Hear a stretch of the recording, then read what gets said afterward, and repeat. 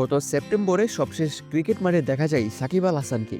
দেশের জার্সিতে তখন ভারতের বিপক্ষে টেস্ট খেলেছিলেন তিনি।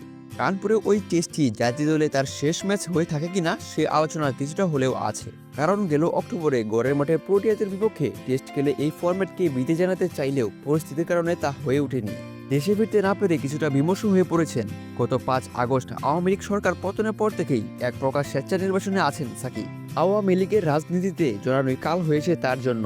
এর মধ্যে হত্যা মামলাতেও ফেসে গেছেন। সব মিলিয়ে এখন দেশে ফেরা এবং দেশের জার্সিতে খেলা বেশ কঠিন তার জন্য। এমন পরিস্থিতিতে বিদেশি লিগগুলো তার জন্য আশীর্বাদ হয়ে এসেছে। সামনেই আবুধাবি টি10 লেগে বাংলা টাইগার্সের হয়ে মাঠে নামবেন সাকিব। সেই জন্য জোরে সোরে প্রস্তুতি নেওয়া শুরু করেছেন তিনি। সম্প্রতি পবিত্র উমরা পালন করতে সৌদি আরবে গিয়েছিলেন সাকিব। সেখান থেকে আবুধাবিতে গিয়ে বাংলা টাইগার্সের ট্রেনারের সঙ্গে জিমে সময় দিচ্ছেন। বাংলা টাইগার্সের ফেসবুক পেজে চোখ রাখলেই দেখা যায় জিম সেশন সহ ফিটনেস ফিরিয়ে আনতে যা যা করা দরকার তার সবই করছেন এই অলরাউন্ডার। এছাড়া ফ্লাড লাইটের আলোয় ব্যাটিং অনুশীলন করতেও দেখা যায় সাকিবকে। তার সঙ্গে অনুশীলনে দেখা গেছে আফগান লেগ স্পিনার রশিদ খানকেও।